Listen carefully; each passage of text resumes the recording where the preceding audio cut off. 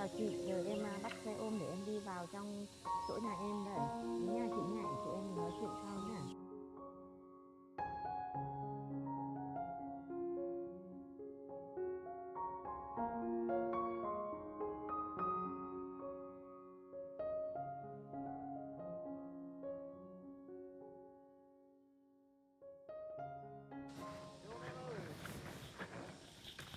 Xe ôm chị ơi, xe ôm lên em chở.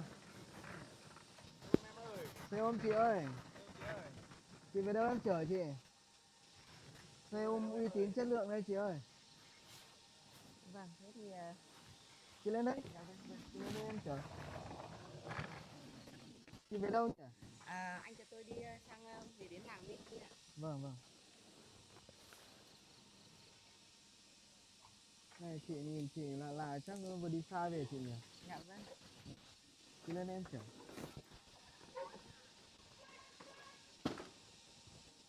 Anh chờ tôi một lát. Dạ vâng vâng.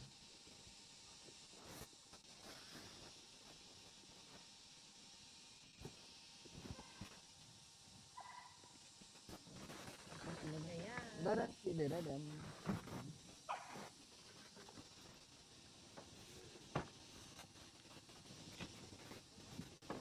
Rồi, ok mời chị lên sau.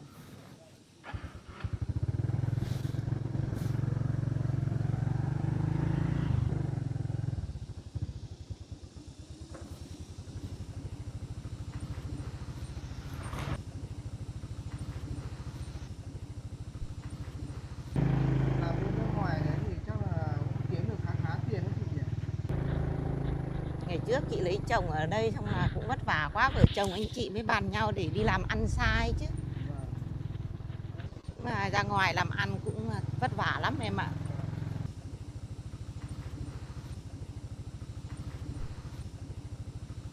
Cái đoạn nào thì chị bảo em với chị nhé. Vâng, anh cứ đi đi. Tí nữa đến gần nhà tôi khác chỉ.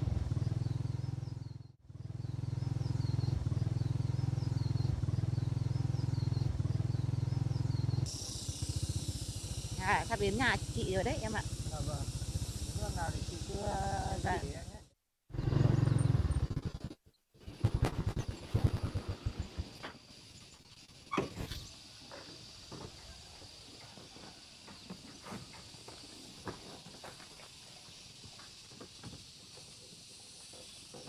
Bây giờ cũng là mắt chị. Rồi ok, em gửi chị. Em ơi, của chị hết bao nhiêu tiền hả em?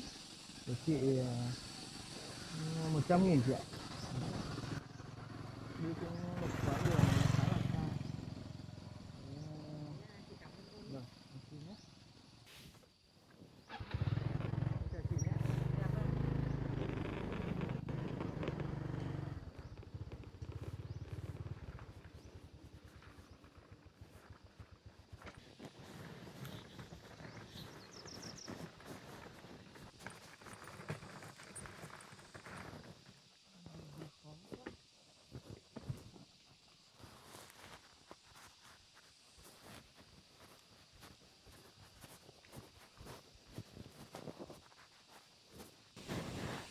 Ơ, cái giếng này lâu nay ông chồng mình không sử dụng hay sao mà cây cối rậm rạp thế nhỉ?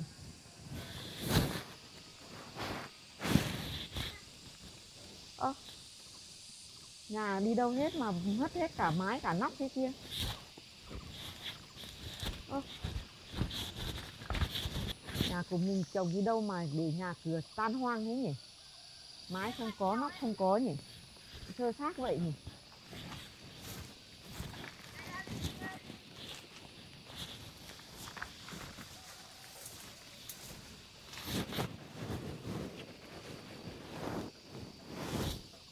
Ơ nhỉ? Phải đi vào đây để xem nào.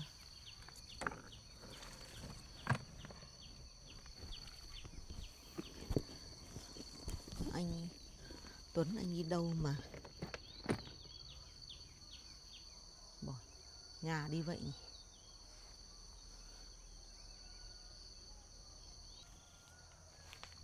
Không biết anh bỏ đi đâu nhỉ? Mà ở đây vẫn có dấu phát mới. Hay là anh có làm cỏ ở đâu đó ở đây không nhỉ?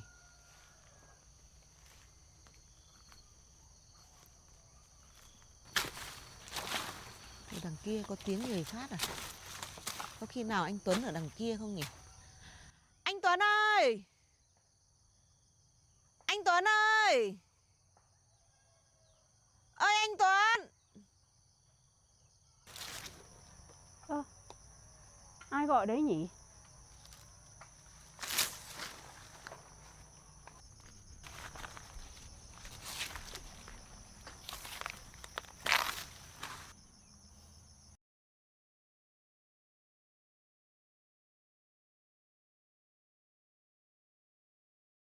Ơi anh Tuấn!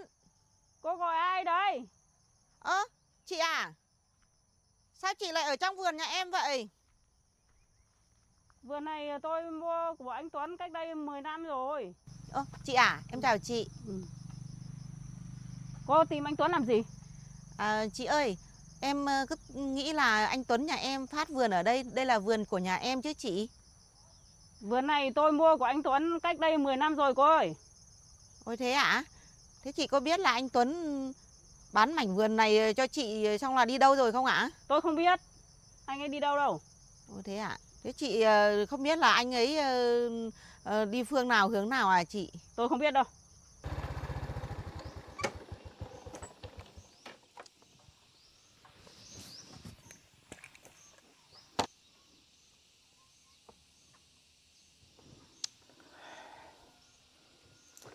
Mình thì đang mẹ thua lỗ nữa, giết rào quá đi.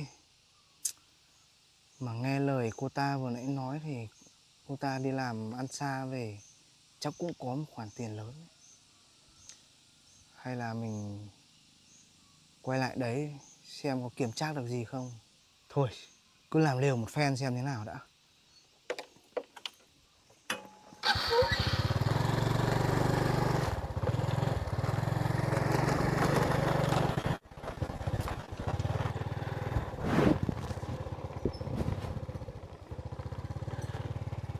Ừ. Em ngày xưa là mảnh vườn này là của nhà em đấy chị ạ. Em ngày trước là vợ chồng em với lại anh Tuấn là lấy nhau cách đây hơn 15 năm nay. Và sau khi là lấy nhau được 1-2 năm là chúng em sinh sống. Sau đó là vợ chồng em nghèo khổ quá. Chồng em bảo em đi nước ngoài để kiếm tiền về xây nhà xây cửa. Thế bây giờ đến đây chị lại bảo là mua mảnh vườn của anh Tuấn. Thế khi anh Tuấn đi có thấy anh Tuấn nhắn lời gì với chị không ạ? Tôi không thấy nói gì cả.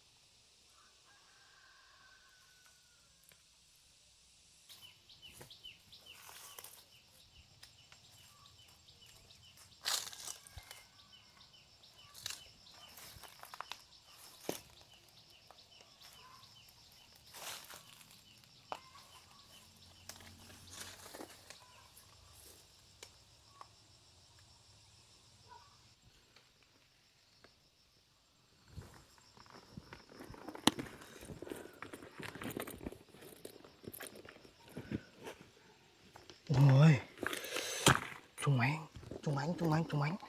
Có tiền rồi. Ôi, nhiều tiền quá.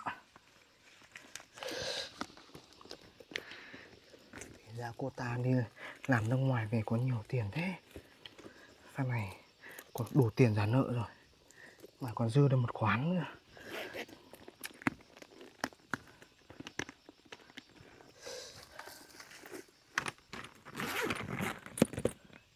Ôi, trong này còn có tiền nữa. Nhiều tiền quá.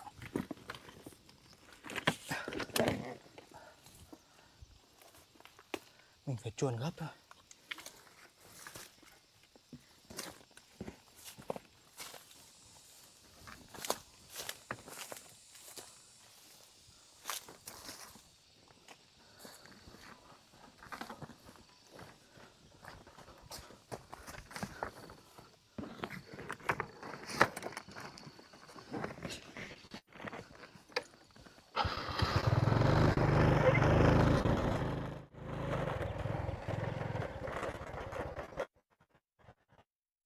Chị ơi, đây là mảnh vườn ngày xưa của nhà em. Có rất nhiều là kỷ niệm ở đây giữa em với lại anh Tuấn. Cách đây hàng 15 năm chúng em cũng phải khai phá từ gốc cây to cho đến những hòn đá xếp vào để bây giờ mới thành được mảnh vườn. Bây giờ chị có thể bán lại cho em không ạ? Bởi vì là mảnh vườn này có rất nhiều kỷ niệm đối với lại bản thân em ạ. Tôi đã mua cái mảnh đất này của anh Tuấn hàng chục năm nay rồi. Cô muốn tìm anh Tuấn ấy thì cô đi chỗ khác mà tìm. Tôi không mua bán gì với cô cả. Tôi mua với anh Tuấn hơn chục năm nữa rồi. Bây giờ tôi canh tác đất đai này, cây cối vườn tược như thế này rồi. Bây giờ tôi không bán đâu. Cô đi ra khỏi vườn nhà tôi ngay. Tôi không mua bán gì với cô cả. Tôi mời cô ra khỏi vườn đất nhà tôi. Dạ. Đi ngay. Đi luôn. Đi. Đi ra khỏi vườn đất. Đi ngay. Dạ, em Đi.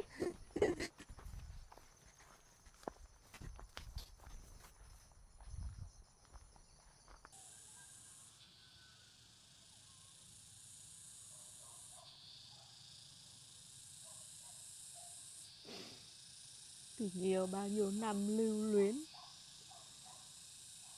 khi lấy nhau đã bao nhiêu khó khăn khổ sở. Lấy được rồi cuộc sống lại nghèo khổ khó khăn. Chắc từ ngay lúc đấy trong lòng anh không thương mình nữa, anh mới bảo mình đi nước ngoài.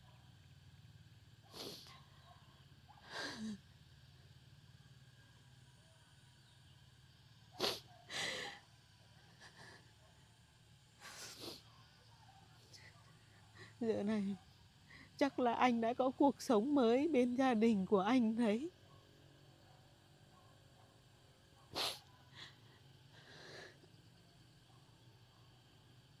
Nhưng thôi, anh đã có cuộc sống khác, anh không còn lưu luyến em nữa. Bao nhiêu kỷ niệm xưa nay đã tan thành mây khói. Giờ này nhà cũng không còn, đất không còn. Anh đi đường anh, em đi đường em vậy.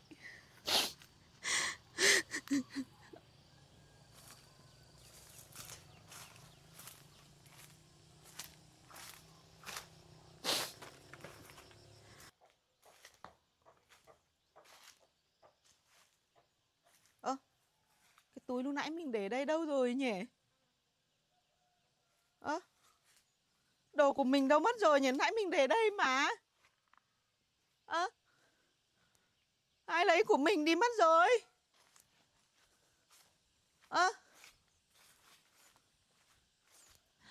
Nhỉ? Nãy mình để ở đây cơ mà sao lại không thấy đồ của mình ở đâu rồi?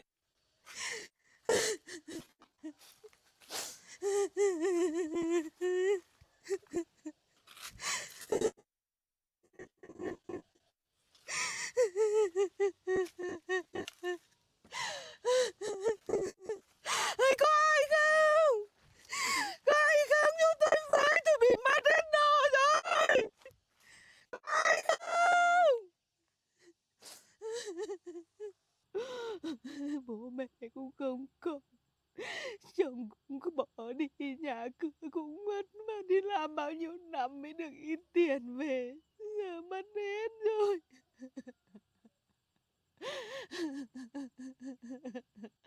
Bao nhiêu năm thì làm ăn sinh sống ở nước ngoài để kiếm được đồng tiền về để cùng nhau xây dựng tổ ấm. Giờ này tay trắng rồi.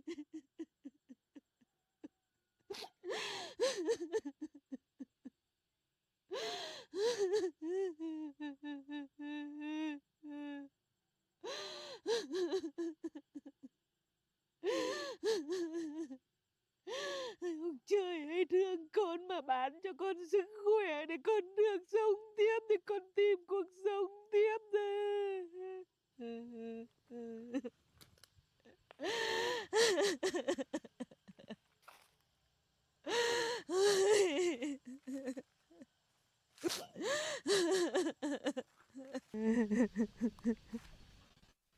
Bây giờ biết đi đâu về đâu.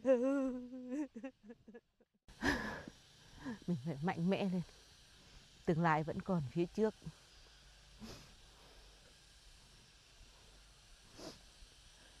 Ông trời sẽ không bao giờ chặn hết con đường sống của tất cả mọi người. Ông trời vẫn còn ban cho ta sức khỏe, vẫn còn thương ta, độ cho ta sức khỏe.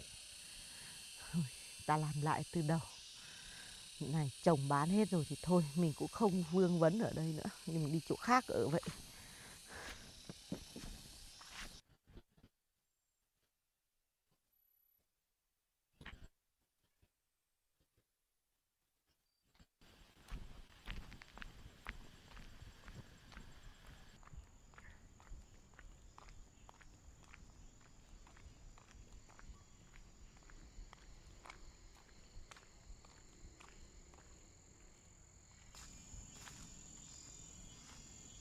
Giờ sắp tối rồi, trời lại còn sắp mưa to nữa. Ở đây có cái nàn đá này, ở kia lại có cái hang. Khéo vào kia đi chú ở tạm được ấy.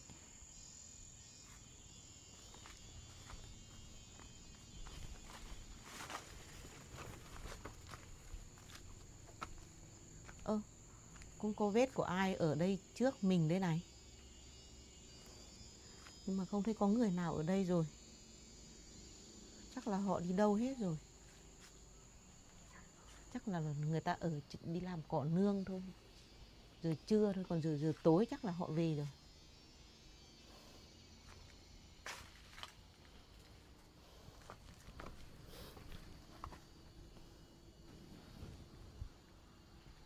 Ở đây ở được đấy. Mưa không đến. Ở đây cũng kín đáo mà. Mưa gió cũng không đến. Họ ở đây họ có cũng nhóm bếp các thứ ở đây này.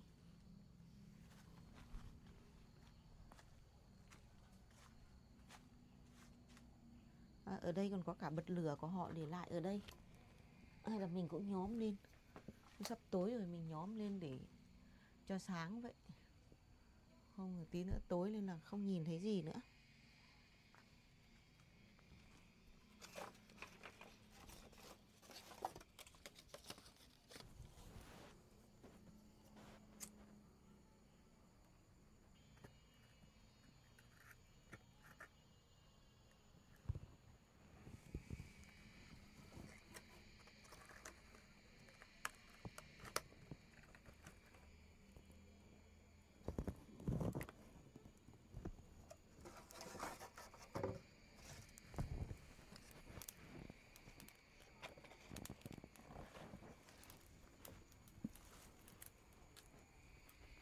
Nhóm bếp lên nướng mấy quả chuối ăn tạm qua bữa vậy.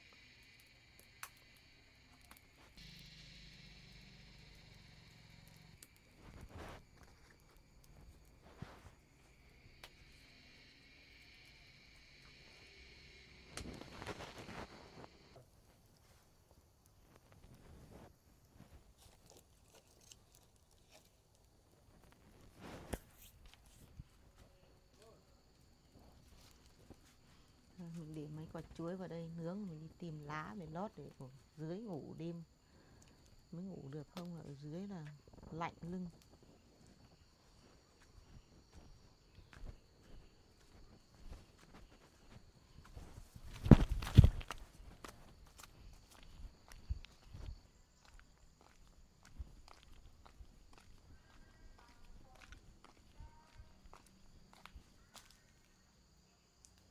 Đây có những lá chuối người ta tỉa mình đem về để mình làm chỗ nằm được đấy.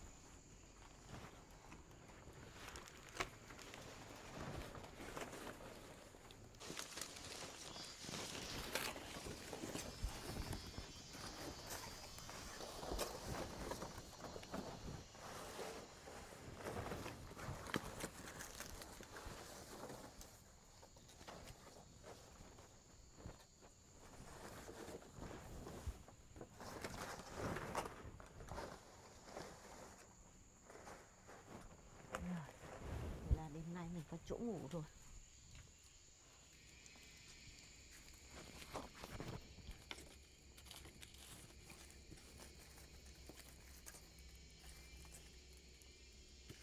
Con này chưa chín à?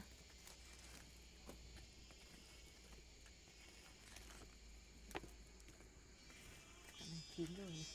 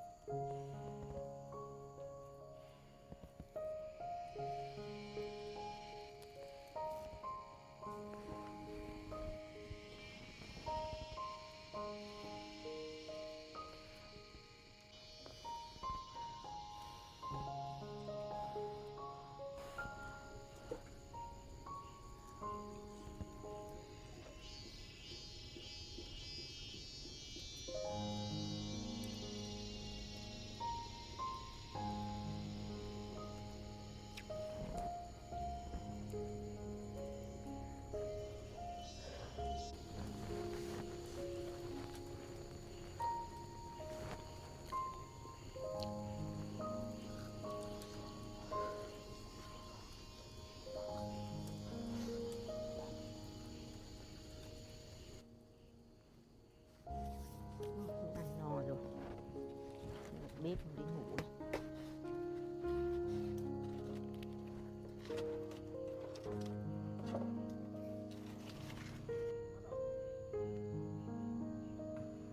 Rồi.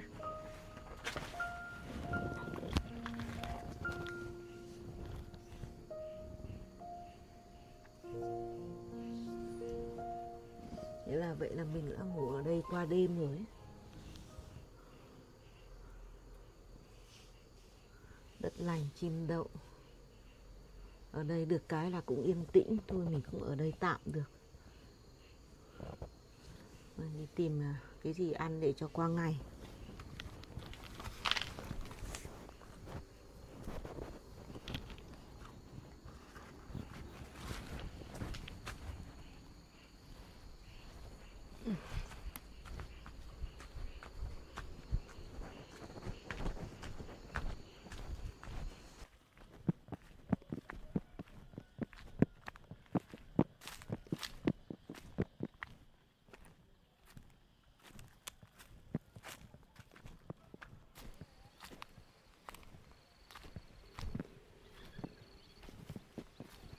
Lấy quả đu đủ với ăn tạm mới được.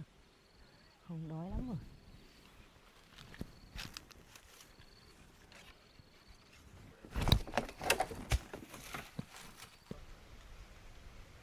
Này, quả này chưa được chín lắm. Kia vẫn còn có quả kia chín hơn.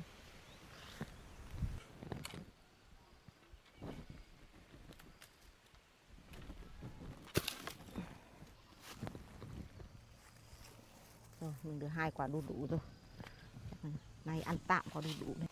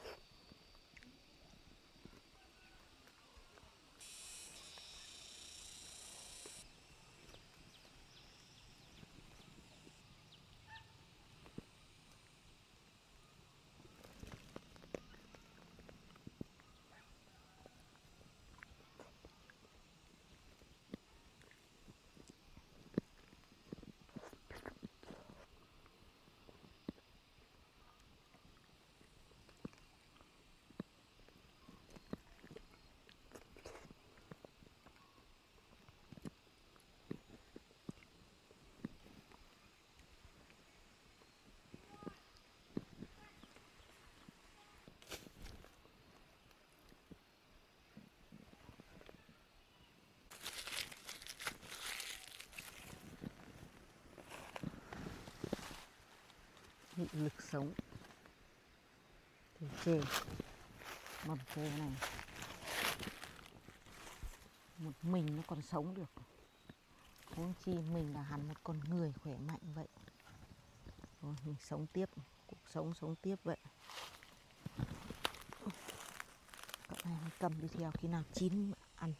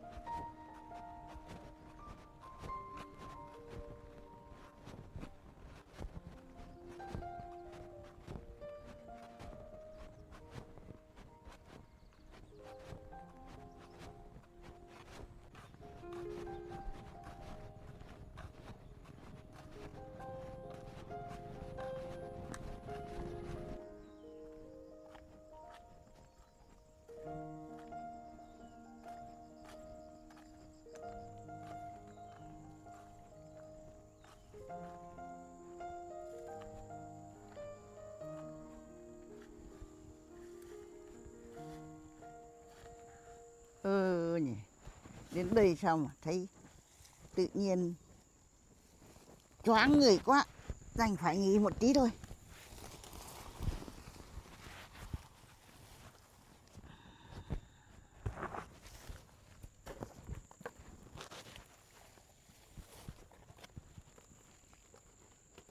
Này tự nhiên lại đau đầu thế chứ, choáng mặt nữa, đành phải nằm nghỉ một tí thôi.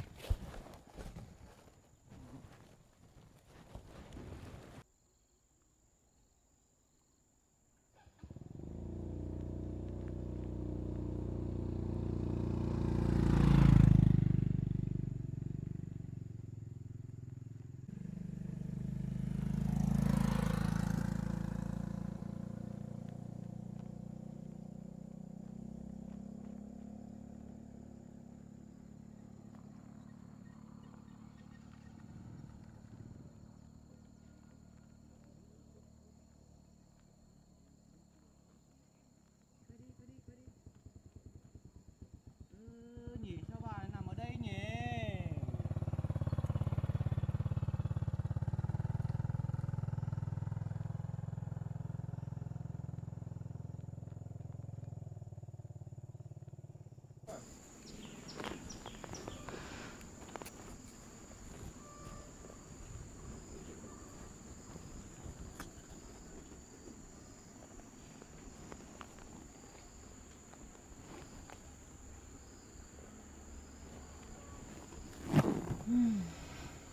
Ở đây được qua đêm rồi, đã thấy đói rồi, đi tìm cái gì ăn mới được.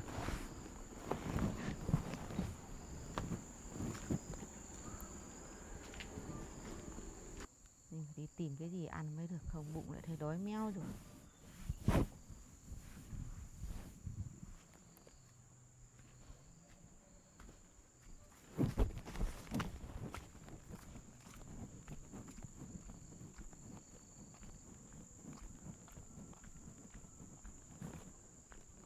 Tìm cái gì ăn bây giờ được nhỉ? Ô, có người nằm ở đây. Mình gọi thử xem sao. Bà ơi! Bà! Bà ơi! Ô, bà làm sao thế này? Ôi bà ốm rồi. Ôi bà sốt cao quá. Bà đi đâu về nhỉ? Bà đi đâu về mà bà lại nằm đây thế này nhỉ?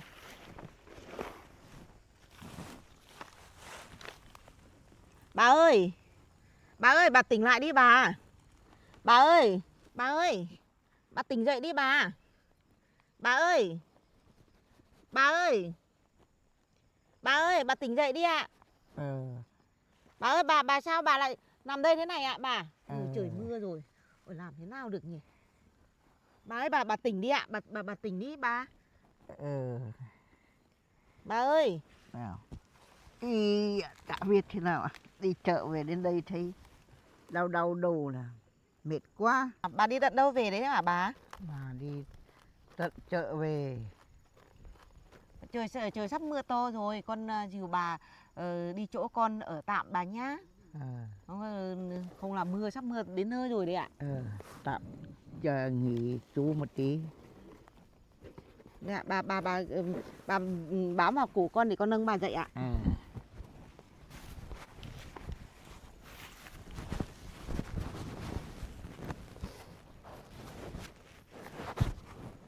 Rồi bà đứng để chờ con để con lấy đồ đã.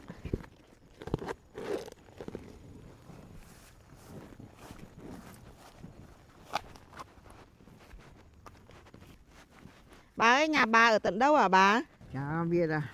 Bây giờ đi chợ về đến đây tự nhiên đau đầu quá. Xong rồi cũng chả biết đâu vào đâu nữa. Không nhớ rồi. Con thì không có nhà đâu bà ạ. Thế nhưng mà con đang ở chú ở hang đá ở đằng kia. Bà không chê bà lên ở với con bà. Cứ tạm ở đấy khỏi cái cơn đau đầu, cơn bị choáng mặt đã. Bà đi từ từ bà nhé. Chỗ này đi khó lắm bà. Bà từ từ để con đặt cái đồ này xuống đây, xong là để con dìu bà sang, xong tí con quay lại con lấy đồ ạ. Được.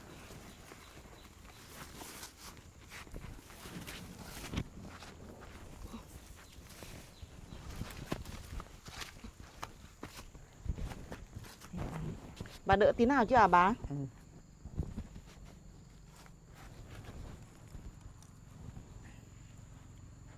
Bà ngồi nghỉ đây một lát để con quay lại con lấy đồ cho bà nhé.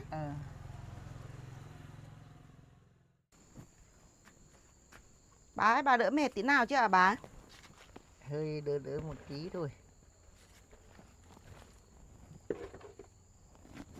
Bà còn sốt không ạ? Chán bà vẫn còn nóng lắm. Bà ơi, bà uống thêm nước nữa cho đỡ mệt bà nhé. Đây bà uống đi ạ.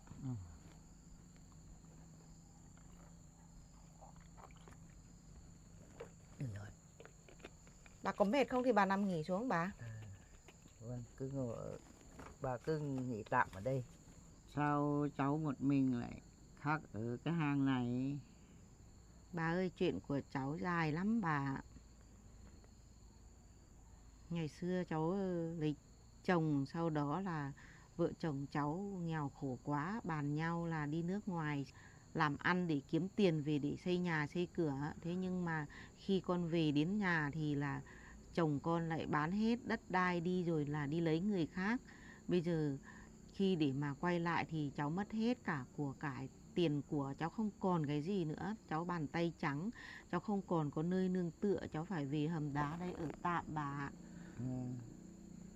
Thế thì phải cố gắng đấy, không thì cuộc sống của con người nó đưa đẩy đến thôi. Chồng cũng ở nhà cũng không muốn bán đất đai, cũng không để lấy người khác về cùng nhau để nâng tựa nhau, nhưng mà do điều kiện nó đưa đẩy đến thì có tin là con đi nước ngoài là bị thế này thế nọ không rõ, thì ở đây chồng con mới phải lấy người khác về chăm lo gia đình thôi. Thì bây giờ mình lại về nhà tự làm lại từ đầu con ạ. Cháu ạ. Con cảm ơn bà cho con đi ở nhờ với bà, nhưng mà con cũng ngại lắm, bởi vì là bây giờ là nhà cửa con cũng chẳng có, tiền của con cũng mất hết, bây giờ con chỉ có bàn tay trắng, quần áo con cũng còn chả có mà mặc. Bây giờ là con ở đây cũng được mấy ngày nay rồi. Lúc nãy là con đi kiếm ăn nhưng mà cũng chưa tìm được cái gì ăn. Bây giờ con đi ở với bà là con sợ là con liên đới đến bà lại vất vả với con, nên là con cũng ngại lắm bà. Không sợ đâu, cuộc sống của con người nó đưa đẩy đến thì cứ đi đến với bà ở hai bà cháu cùng nhau ở cho vui. Dạ, vâng ạ, con cảm ơn bà. Vậy nhà bà ở gần đây thì con đưa bà về nhá. Bà đỡ nhiều chưa ạ? Bà đỡ nhiều để con đưa bà về nhà bà ạ. Tí nữa đành phải phiền cháu cùng bà về nhà bà. Bà ơi, hoàn cảnh của cháu cũng khó khăn lắm bà ạ. Cháu ngày trước là cháu lấy chồng cháu, sau đó là vợ chồng cháu ở với nhau, rồi cuộc sống cũng khó khăn, sau đó là vợ chồng cháu bàn là chồng cháu ở nhà là làm vườn, còn cháu đi nước ngoài để kiếm tiền về để xây nhà. Thế nhưng sau khi là cháu đi nước ngoài rồi cháu mới kiếm được nhiều tiền, bây giờ cháu mới trở về nước. Khi cháu trở về nước thì cháu đến khu vực nhà cũ, cháu tìm chồng cháu thì chồng cháu cũng bán hết cả vườn nhà, rồi là đất đai không còn cái gì nữa, rồi tài sản của con đi nước ngoài về làm được tiền, được của, được vàng, được bạc, các thứ đem về cũng bị họ trộm, họ cướp, họ đem đi hết rồi bà ạ. Bây giờ con cũng chỉ còn là bàn tay trắng, quần áo cũng chẳng có mà mặc nữa. Bây giờ chỉ có mỗi bộ quần áo ở trên người. Con cũng về đây ở hang đá này được mấy ngày nay rồi, cũng chẳng có gì cái gì ăn. Lúc nãy con cũng thấy trời sắp tối nên là con đi tìm cái ăn, thì con nhìn thấy bà ở đường thì con đưa bà về đây, ở đây cùng với con ạ. Thế thì bây giờ gặp con với cháu với lại bà gặp nhau thì một mình con gái ở đây không được đâu. Bây giờ nhà bà cũng ra đây cũng không xa mấy, thì tí nữa là tối nay là đến nhà bà nghỉ ngơi, xong là ở đấy cùng bà để có hai bà cháu cùng nhau làm từ đầu về. Bà ơi, con có làm phiền bà không ạ? Không có gì đâu. Trong cái cảnh sống thì hai bên khó khăn, hộ nhau vượt qua cái khó thôi, không có gì phiền đâu. Vâng ạ, thế vậy bây giờ bà đỡ nhiều chưa? Bà đỡ nhiều thì để cháu đưa bà về ạ. Bây giờ bà cũng thấy tỉnh tỉnh một tí rồi, không mệt như lúc nãy rồi. Vâng, chán của bà cũng thấy mát mát rồi ạ. Qua cơn rồi. May quá gặp cháu ở đây, không thì không biết làm thế nào được về đến nhà. Dạ vâng ạ. Vậy con đưa bà về bà nhá. Dạ bà để con đứng dìu bà đứng lên ạ.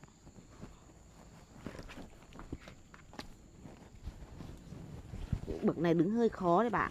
Bà ấy bà cho chân hẳn xuống bên dưới về bà.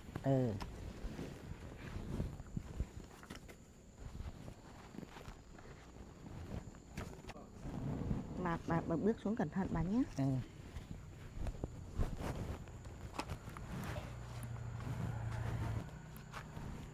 Bà để con dìu xuống, chỗ này đi khó lắm bà.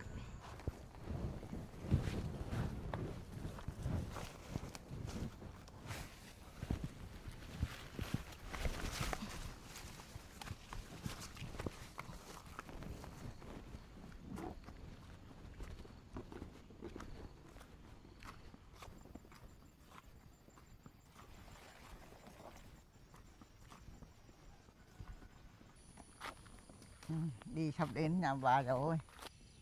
Đấy, nhà bà ở đây này. Dạ.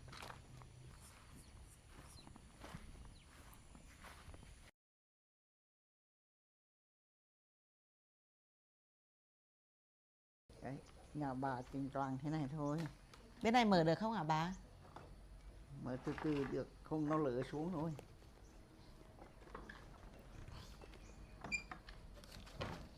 Ngồi tạm một tí đã. Dạ. Để con để đồ đây bà nhé.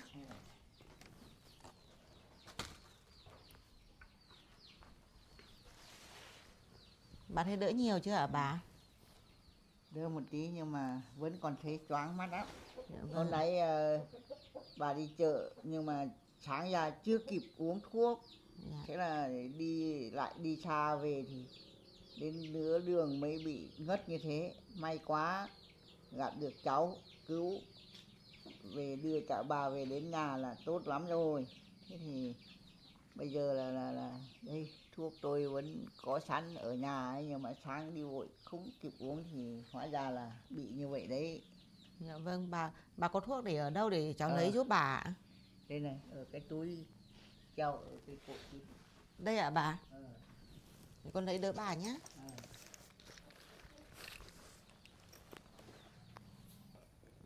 Để con lấy ra cho bà nhé. Ờ.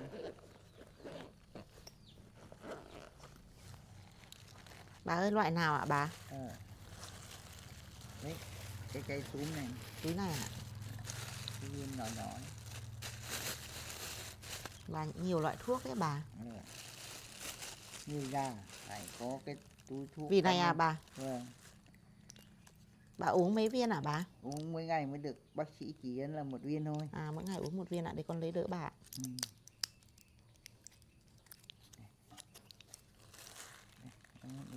Để con lấy nước cho bà ạ. Ờ.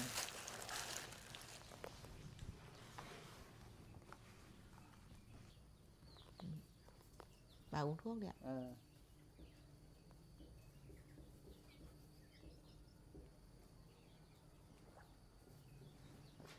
Bà uống xong thuốc rồi chỗ này con cất bà nhé. Cháu cất hộ tôi đi.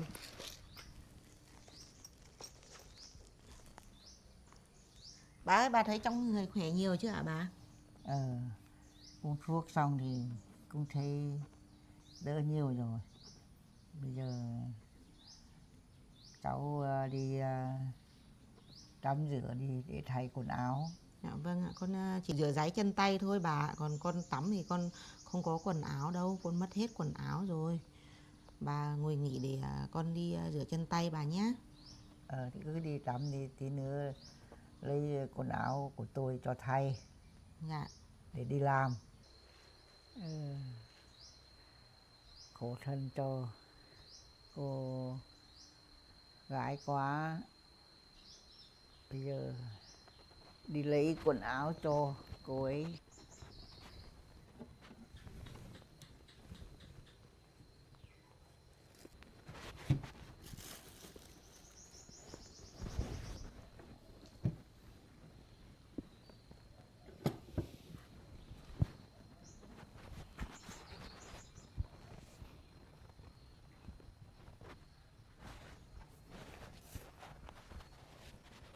Cháu ơi, Dạ, rửa chân tay xong chưa?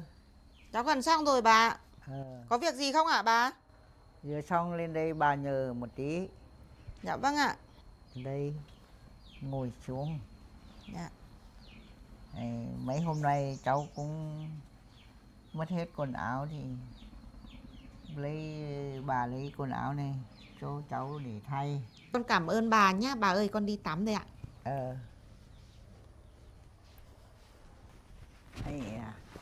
Cô ấy cũng đành đói bụng rồi. Mình cũng đi tìm cái gì, cái bánh quà hôm qua đi chợ về để hai bà cháu cùng ăn.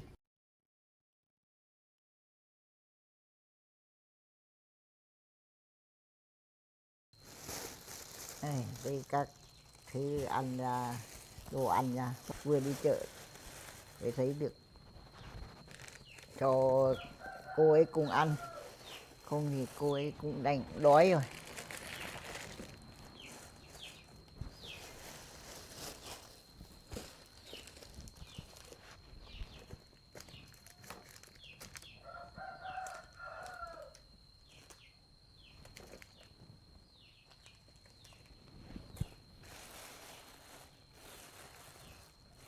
Bà ơi, con tắm xong rồi, quần áo bà cho con mặc đẹp lắm bà ạ.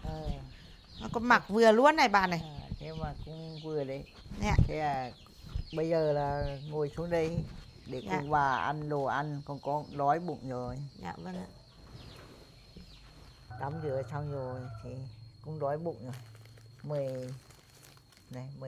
Mời cháu cùng ăn. Dạ vâng ạ. Bà cũng cùng ăn đi ạ. Vâng. Bà ơi, bà ăn đi ạ. Đây bà cũng Dạ ăn. vâng, con cảm ơn bà. Ăn một kim tới. Đây ạ, để con bóc cho bà đấy ạ.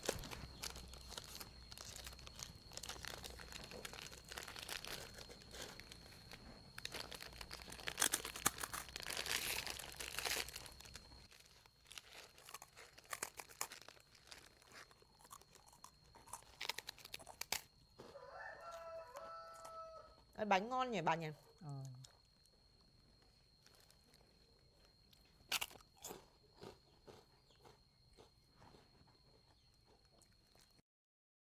Bà ơi, con cũng ăn no rồi.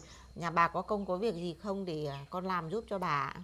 Bà cũng đi thời gian lâu rồi, gà lợn nó cũng đói rồi, đành nhờ cháu đi chăn giúp thôi.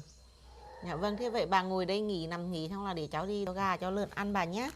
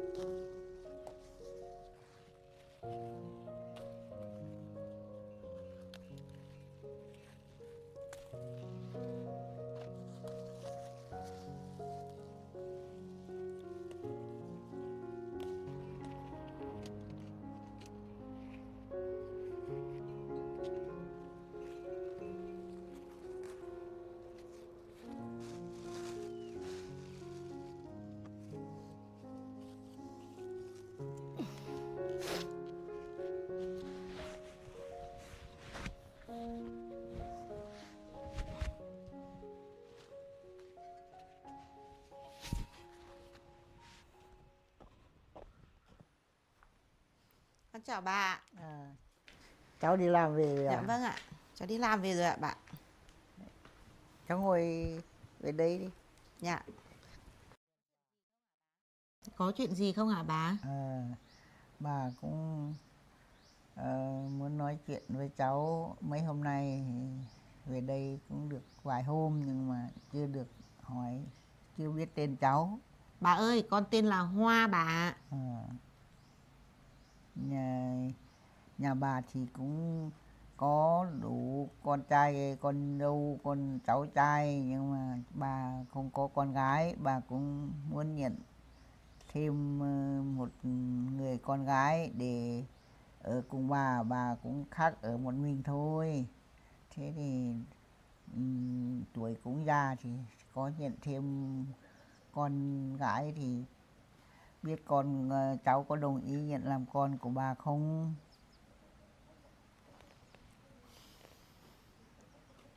Bà ơi, cháu cũng ngại lắm bà ạ, bởi vì là cháu thì không có nơi nương tựa, nhà cửa cháu lại không có, mà bây giờ cháu nhận làm con gái của bà, cháu chỉ sợ là lại làm phiền bà lại khổ vì cháu không có tiền có của, rồi không có nơi nương tựa gì cả.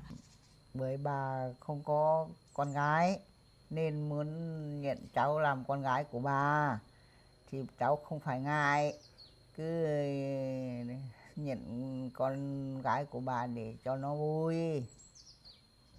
Dạ. Nếu mà được như thế thì con vui mừng lắm bà ạ. Dạ.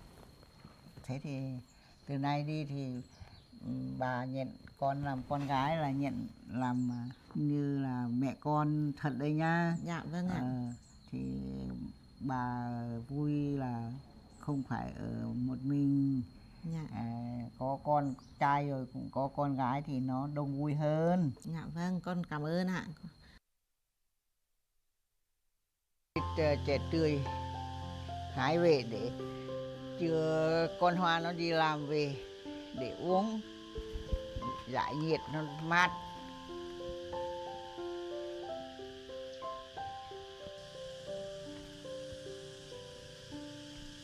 Ôi trời sắp nắng lên rồi mới đi được.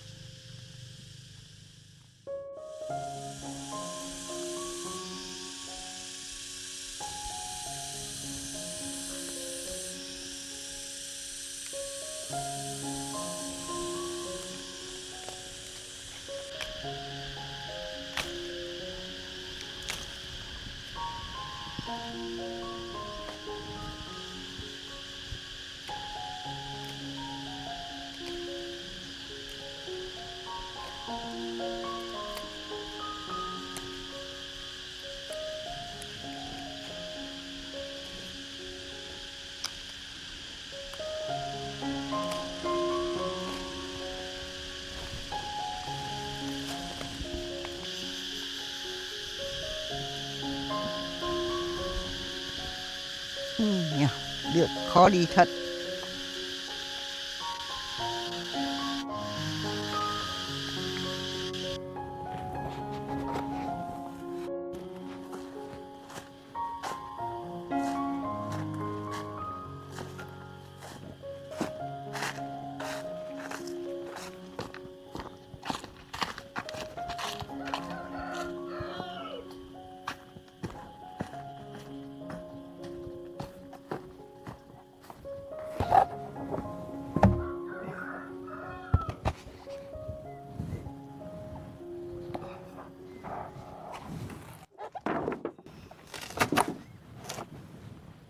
Ơi, chỗ này trơn quá. Dạ rồi. Hoa ơi, Hoa. Gọi mình có việc gì nhỉ? Hoa ơi, Hoa, lên cứu mẹ đi. Mẹ ngã bị đau lắm rồi. Ô, hướng này à? Mẹ ơi, mẹ bị sao đấy mẹ? Mẹ ơi mẹ có đau lắm không mẹ ơi? Con đỡ mẹ dậy nào. Ôi dồi, đau nhiều nhiều đấy. Để con đỡ tay mẹ nào. Ôi, mẹ ơi tay mẹ sao đỏ đỏ thế này mẹ? Có đau không mẹ? Nó đánh trúng mạnh quá thì nó bị bong gân thì thế nào. Tí nữa về mình hãy đi hái thuốc. Vâng, thì con đỡ mẹ dậy nhá, con đỡ mẹ dậy để đi về nhỉ. Đây là mẹ ngồi im thế này, tay bên này đau rồi thì để con đỡ tay bên kia. Nào, mẹ đặt tay lên vai con để con dìu mẹ dậy này. Từ từ thôi mẹ. Chân mẹ có sao không chứ mẹ? Chân không sao.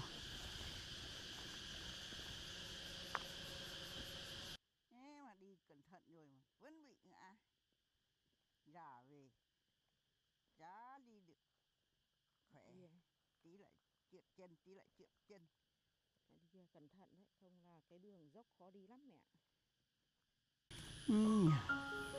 Cái tay của mẹ đau quá rồi. Vâng, để tí nữa về con xem xong là nếu mà đau nhiều để con đi hái thuốc mẹ. Đau nhiều. Mẹ ngồi đây để con lấy nước mẹ uống mẹ. Tí nữa uống nước xong đi, còn đi hái thuốc nhá. Vâng, vâng. Tay thế nào thấy đau quá thì Hòa uống nước xong rồi lại phải đi tìm thuốc.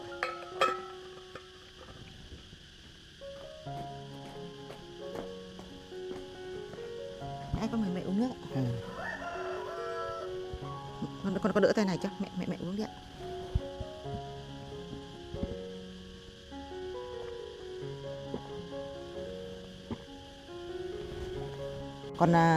Con dìu mẹ lên giường nằm nghỉ xong là để con đi hái thuốc cho mẹ nhé. Nào, mẹ đặt tay lên vai con để con dìu mẹ vào giường. Mẹ đi cẩn thận mẹ nhé. Mẹ quay ngồi này mẹ.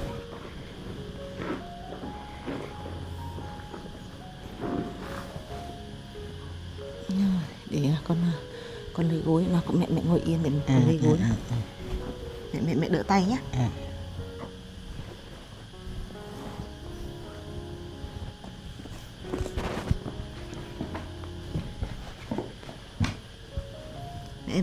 Mẹ nằm nghỉ xuống đi mẹ. Mẹ cứ cho dép lên tí nữa con lấy ra cho. Không. Chân nó lấy ra được. Bẩn.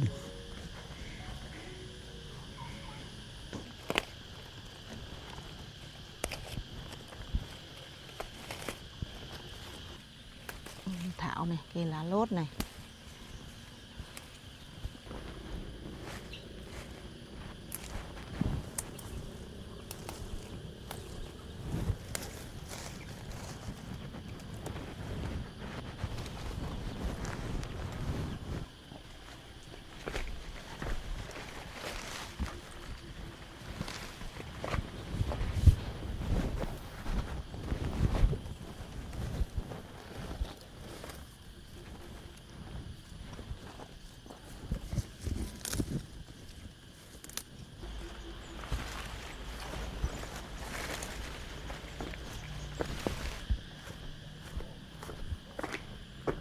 Mẹ ơi, con đi hái thuốc về rồi mẹ ạ.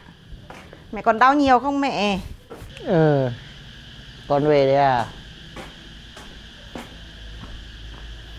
Mẹ còn đau nhiều không mẹ? Vẫn còn đau đấy. Thế lấy thuốc về bọc. Vâng. Thế con đi rửa thuốc không là con giã không về con đắp cho mẹ nhé.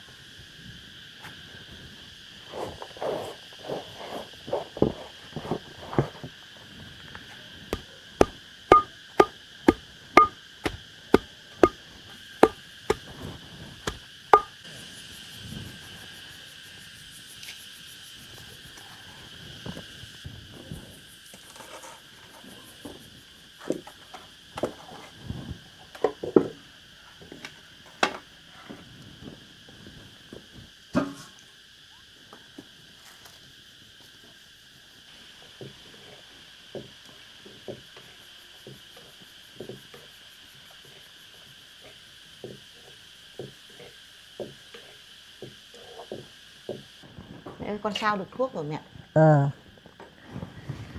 Để đau lắm. mẹ để con đắp thuốc rồi nhá.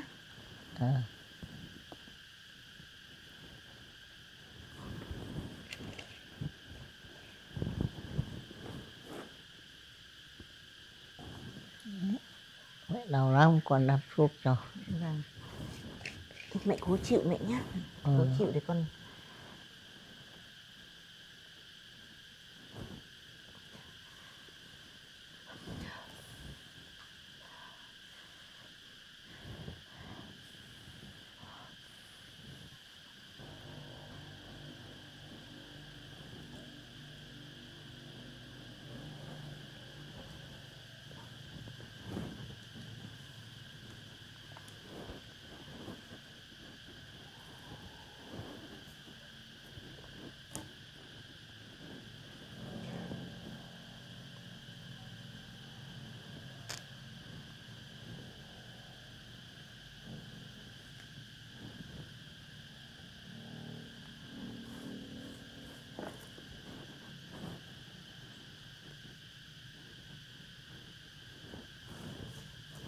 Mẹ có thấy dễ chịu hơn không mẹ?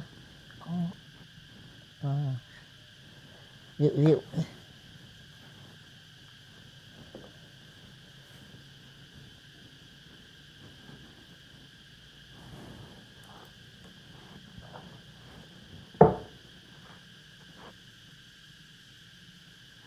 Mẹ thấy dễ chịu rồi, mẹ nằm nghỉ nhá, để con đi lên con lấy cái giỏ chè nãy mẹ đi hái về cho mẹ nhá.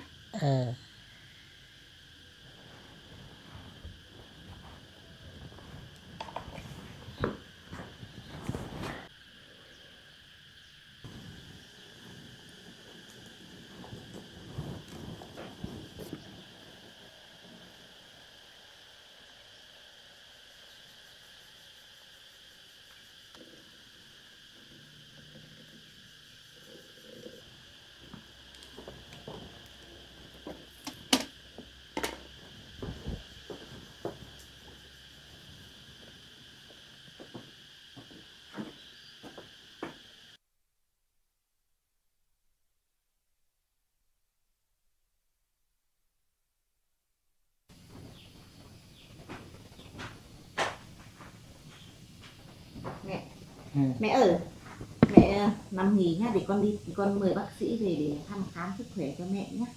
Xong rồi bây giờ là thuốc thì con đắp tay cho mẹ vậy, nhưng mà con cũng không phải bác sĩ nên là không biết là cái tay của mẹ có bị đau nhiều không, để bác sĩ đến để thăm sức khỏe cho mẹ. Con mẹ nằm nghỉ nhá, để con đi mời bác sĩ mẹ nhá.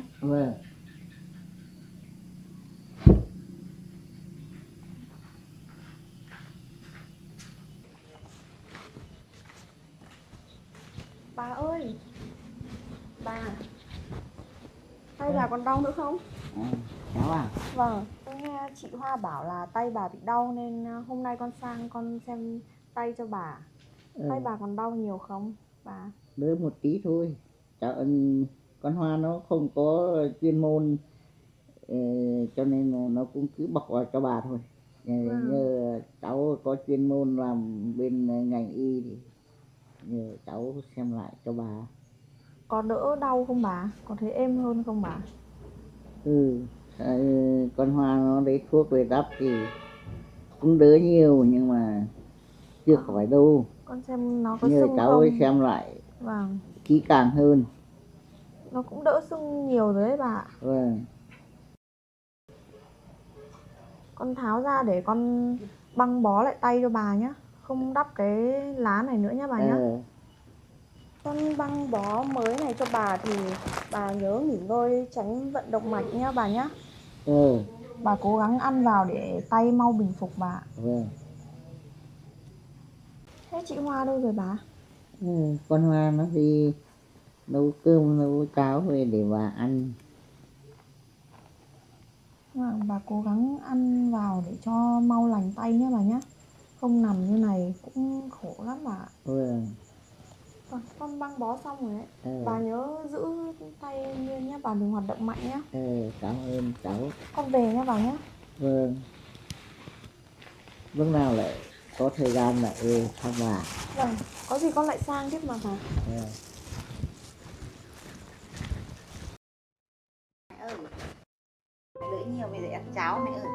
Con đỡ mẹ dậy ăn cháo mẹ nhá.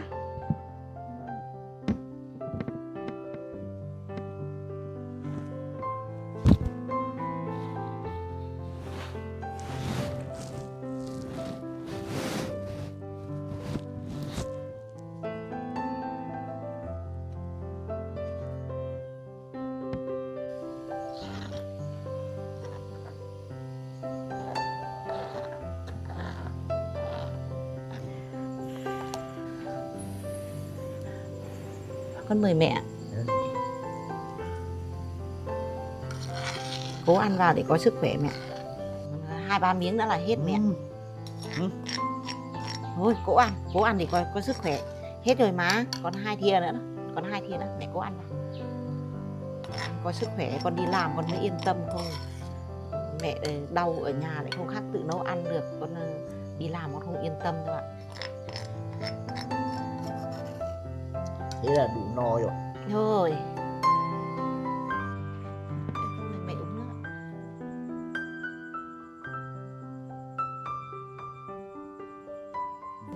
Con đỡ mẹ nằm xuống nhé.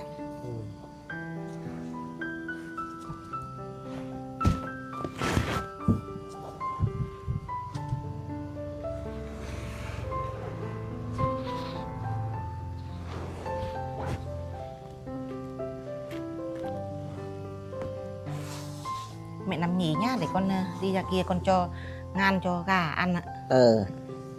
Ơi, thế là tốt rồi. Rồi, cứ đi làm việc đi. Tí nữa mà mẹ đau nhiều mẹ gọi con mẹ nhá. Dạ, lúc nào đau nhiều mẹ lại gọi.